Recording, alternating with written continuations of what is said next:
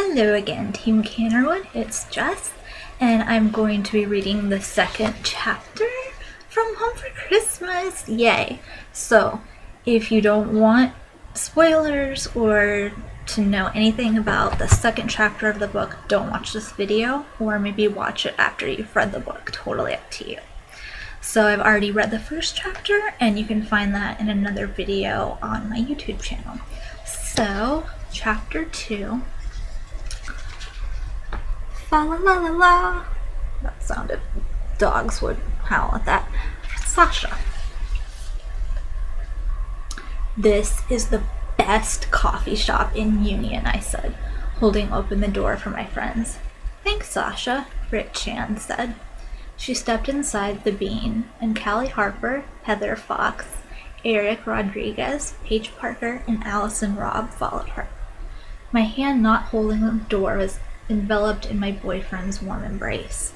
I glanced into Jacob Schwartz's green eyes, which set off his light brown hair. He grinned, flashing the gorgeous smile that I loved. I can't believe you're here, I said, in Union for Christmas. I know, he said. I wouldn't have missed it. I'm so happy to be here with you, Sash. He leaned forward, pressing his soft lips on mine. I forgot about the cold and the fact that I was still holding open a door. I smiled at Jacob when we pulled apart. After a breakup and makeup, Jacob and I had been back together for almost 4 months, and our relationship was better than ever. You smell like peppermint, he said. I laughed and reached into my coat pocket, producing candy cane flavored lip gloss. Jacob shook his head, grinning. Should have known. You probably have an entire Christmas collection in your purse. Shrugging and batting my eyes innocently, I danced away from him and through the door. Maybe.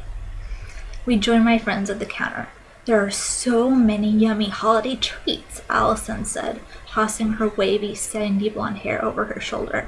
Any faves, Sash? I looked up at the Bean's holiday menu. It was written on a whiteboard in red and green marker. The counter was decorated with garland and tinsel. Christmas tunes on the local radio station played overhead. The small coffee shop in the heart of Union was within walking distance of my house. It was cold outside, but not too cold that we needed a ride from my mom or dad. Silver. Excuse me, let me start up. Silver, Heather elbowed me. We could try everything on the menu by the time you tell us what's good. Heather's ice blue eyes bore into mine, and she stuck out a hip. She'd opened her red wool coat to reveal a cream-colored chunky knit sweater. Oh my God! I stuck out my tongue at Heather. She smiled sweetly and twisted the end of her blonde ponytail. Okay. The peppermint mocha is a maze, and the gingerbread flavored latte and the pumpkin spice cappuccinos are so good. There isn't any holiday drink from here that I don't like, honestly. We stepped up to the counter, and a tall, gangly guy with red hair and a zillion freckles smiled at us. What can I get you? Go, Britt, Eric said. Okay. Could I have a peppermint mocha with whipped cream, please? Britt asked the barista. My roommate dug into our gold purse and pulled out a $10 bill. What do you want? Jacob asked me. I'll order and you can go grab a table. Thank you, I said. That's so sweet. I'd love a pumpkin spice latte with an extra shot of espresso, please. You got it, Jacob said. I smiled my thanks and joined Britt, who had her drink. The tables in the back are the biggest, I said. We walked past a few people sipping drinks and reading books or the Union Times. The Bean had sprayed the window bottoms to look like faux snow, and someone had painted glittery snowflakes on the glass. In the back corner, a small Christmas tree with colored lights was decorated with ornaments. Presents tagged for Union Children's Hospital were nestled under the tree. Here? I asked Britt. Perf, she said. We took off our coats and hung them on the back of the chairs. Britt sat across from me, and soon Callie joined us. She shrugged off her plum pea coat and smoothed her baby pink Calvin Klein sweater. The light color made Callie's mocha-colored skin glow, and her black hair looked even darker. Paige sat next to Callie, her pale skin looking like Snow White compared to Callie's. I'm so going to burn my mouth, but I can't wait to taste this, Callie said. I smelled gingerbread coming from her mug covered in snowflakes. Britt watched Callie with her almond-shaped brown eyes and winced when Callie made a "too hot" face. The bean was mostly empty, and it didn't take long before all of my friends were seated at our table.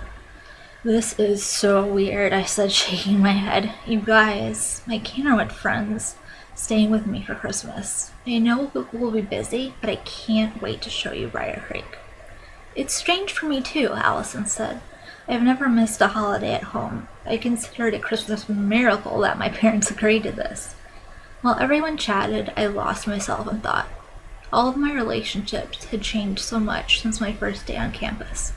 It hadn't been too long ago that Callie and I hadn't been speaking because she dated Jacob behind my back, even though we were broken up. Paige and I, once the tightest roomies in Winchester Hall, weren't living together anymore. I had left to move in with Britt when Paige had sided with Callie on her dating Jacob. Paige and I were newly speaking to each other, and it was a constant struggle of mourning for the best friend that I'd once had, and a girl I had to start trusting all over again. And that was just the start. Heather and I had hate at first sight at Canterwood. She'd been the leader of the trio, a group consisting of Heather, Allison, Rob, and now ex-Canterwood student Julia Meyer. The trio had made my life miserable for a long time. Now the group had disbanded, Julia had been expelled, and Heather and I were close friends. Jacob Schwartz was my first crush at Canterwood. He soon was my first boyfriend turned ex. Then I dated Eric Rodriguez. We broke up and I stayed single for a while, and finally Jacob and I reunited. Britt Chan was my roomie in Orchard Hall. She was the newest to the group.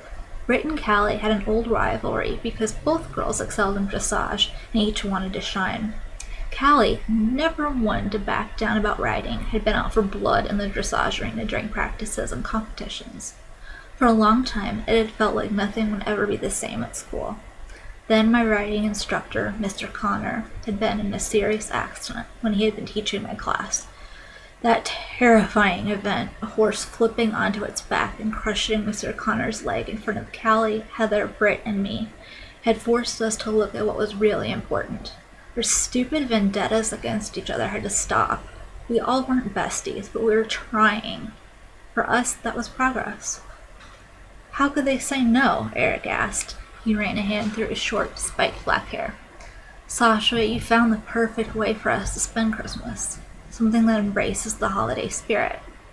Turning in my seat, I reached into my purse, dug through a handful of lip glosses, and found the flyer and an email I wanted. I laid them flat on the table. Everyone peered at the flyer, even though we'd been planning this since Thanksgiving. "Be an elf this Christmas. Safe Haven for Thoroughbreds needs your help.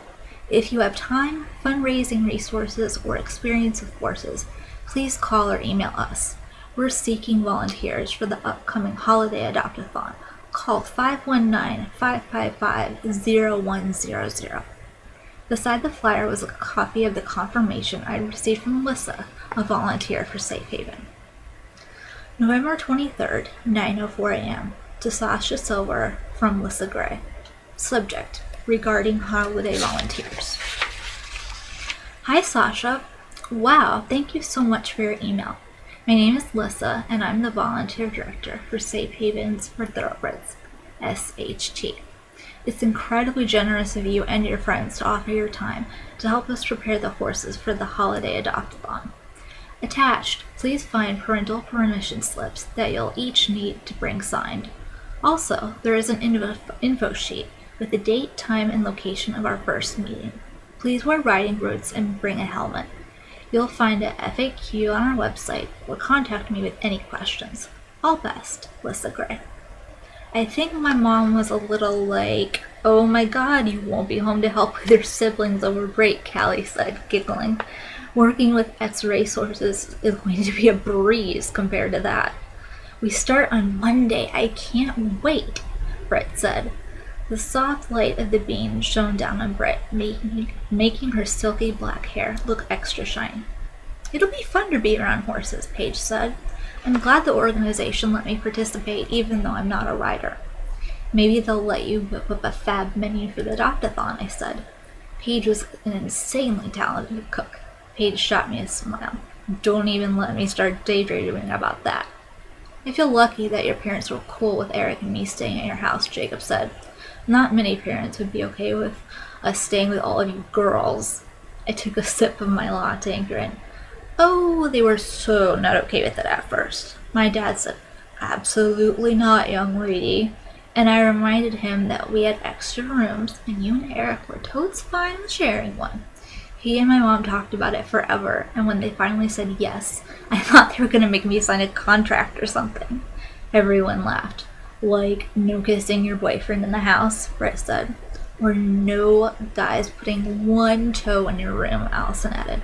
And you must remain 5 feet apart at all times, Callie said, giggling. Pretty much, I said. My dad kept me on the phone so long with a list of, there will be no, that my BlackBerry battery died. A hand slipped into mine, and I smiled at Jacob sitting next to me. Well, that just means I'm going to be holding your hand a lot more when we're out, he said. I tapped my cheek, pretending to consider it. Okay. We finished our drinks, and my muscles relaxed from the car ride. Or maybe the stress I'd been carrying around about all of us being together. Mom and Dad had picked all of us up this morning at Canterwood, and we had dropped our stuff in the living room before needing a caffeine fix. I doubted I'd need any caff, though, when we started at Safe Haven on Monday. I had already spent hours on my iPad scrolling through the list of adoptable horses and wishing I could adopt one. Ready to go back to the house for a tour? I asked. A surge of happiness went through me. There hadn't been an ounce of weirdness so far between any of us. Let's see your place, Heather said. She tossed me a quick smile, and it said what she didn't have to. She was glad to be here. I'd learned just how little Mr. and Mrs. Fox paid attention to their daughter when I'd visited Heather once. I wanted to make this Christmas special for her, too. There was no better place to have a magical Christmas than Union, Connecticut. So that is chapter 2 of Home for Christmas. And I have to think about it, but maybe I'll read chapter 3. What do you guys think? Let me know your thoughts so far. I hope you like it. Bye.